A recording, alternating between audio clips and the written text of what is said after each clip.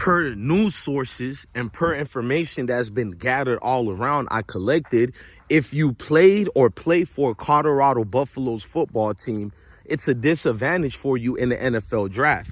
So what am I talking about? There seems to be a tag teaming situation going on with evaluations in the NFL 1 month prior to the draft. We see this all year, but from Jimmy Horn Jr. to Wester, former FAU player, then Colorado, Jimmy, former South Florida University, then Colorado. All these players have shown they are basically NFL talents, and there's more Colorado players going to the draft. You got Travis Hunter and Shedeur, without a doubt, that should have been number 1 and 2 in the draft. But now, per reports, Travis Hunter's stock has dropped to the 6th pick or 7th pick. I don't know if it's because of his girl, Liana, or because of Colorado, but I'm going to say because of Colorado. His girl has nothing to do with the game of football, even though a distraction left and right. But Travis Hunter's stock has went down. He's being predicted as a 6th or 7th pick in the draft, which is weird as hell. I didn't think he was the number 1 pick in the draft because I think Shedeur is the number 1 pick in the draft. But you would think a team like Tennessee Titans, you would think a team like that, if they don't take Cam Ward with the number 1 pick, you mean to tell me the Titans are going to skip past Travis and Shedeur? Cleveland Browns are going to choose to skip past Travis and Shedeur for a defensive end because Myles Garrett is leaving your team? Well, we've seen what your team did with a Myles Garrett. Absolutely nothing. So what's the real reason for you to pass up on a top cornerback like that or a top quarterback? It makes no sense. And that's what I mean about the NFL teams sticking to code. It's political, ladies and gentlemen. It was never about wins and losses. It's about money. But these teams are making money regardless of losses. Don't let nobody fool you. Because of television deals, ticket sales, merchandise, the NFL is the biggest game that you can come to town to see, bro. The contract structures of the game allows and permits these teams to make so much abundance of money. In fact, every single one of those owners are in full control of the NFL commissioner. So to think Roger Goodell is favoring the average man and woman, you're a fool. The NFL draft has made so much moves over the years, such as Daniel Jones being drafted, all this other crap. And it makes you think what's going on in these NFL offices. Travis Hunter, no matter what his girlfriend Liana did or the distraction it was, he's a Heisman-worthy winner.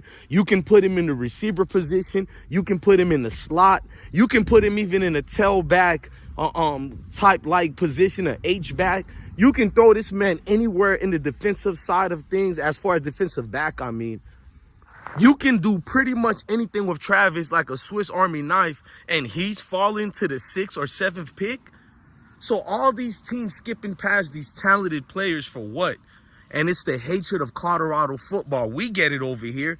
It's random strangers. I don't even know who wants to either fight me, kill me, or discredit me as a human being because I support Colorado football. And these are people who are not even fans of Colorado or the teams Colorado play against, meaning Colorado doesn't play against their school or anything. They just don't like the fact that a melanated brother like me is standing tall in the face of fire. I'm not trying to be no victim here, but it's true. These people are crashing out in the comment sections, and it's of all ethnicities, white, black, Spanish. They're all enraged that how could you defend Deion like that? So am I supposed to hate him with you? I'm supposed to pretend me and Deion got some type of beef because you dislike who Deion is? And that's the thing. Majority of everybody sticks to code when it comes to Colorado football. It's weird. It's like the outlandish, bizarre attacks that's been going on and unleashed at Colorado players, including Shedeur. It's guys who don't even watch football, don't understand football. They're the main ones who's more boisterous, loud, and wrong, and proud of their ignorance towards the Sanders family. They come up with lies. They'll utilize anything and say he's not a quarterback. I would respect these people more if you just said you hate the Sanders family. I'm not going to ask you why, because I already know why. You claim it's arrogance, but how could one man arrogance upset you enough where relentlessly you keep talking about them? If you do hate them, why keep talking about them? You said what you said, move on. But you look for any hit pieces on them, you look for any articles about them, you try to diminish what those players are worth at every single chance you get. It's bizarre, it's weird behavior, and it's giving clan educational purpose member behavior. It's giving clan educational purpose behavior. It really is. And the thing is with these NFL teams, bro, it's like you can pick who you want to pick, but when it becomes for political reason, look, we know the NFL has biasness based on who looks like their grandkids, who looks like what they like. We know it's not about wins and losses, but when you make it very visible, it's never about wins and losses.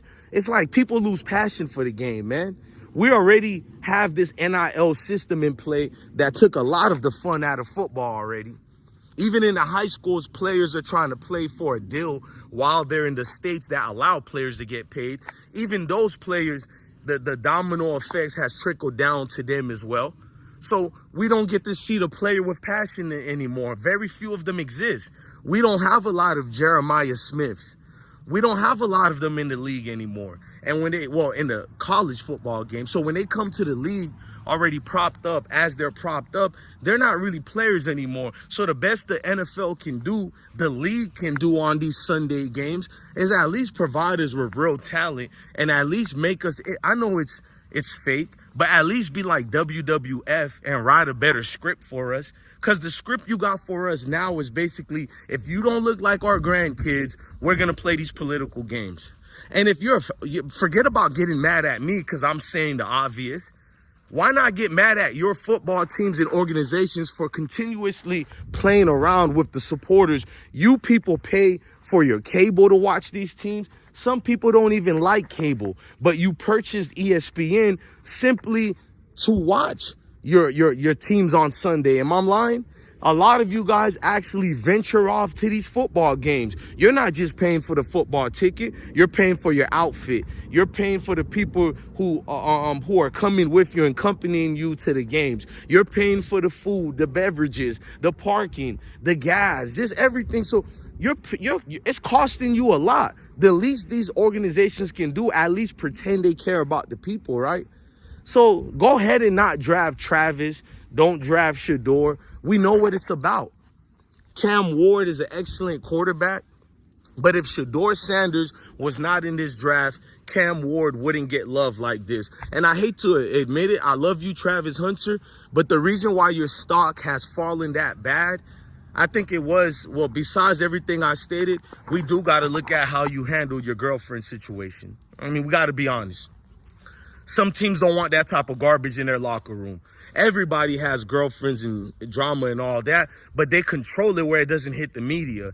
And you are showing in the future, if that woman decides to do anything to you, you can't control it. And a lot of teams look at it like that. We just got to be honest about the obvious situations. But look, man, I'm DJ Bless, one of the best one. Love your family, love your kids, and stay blessed.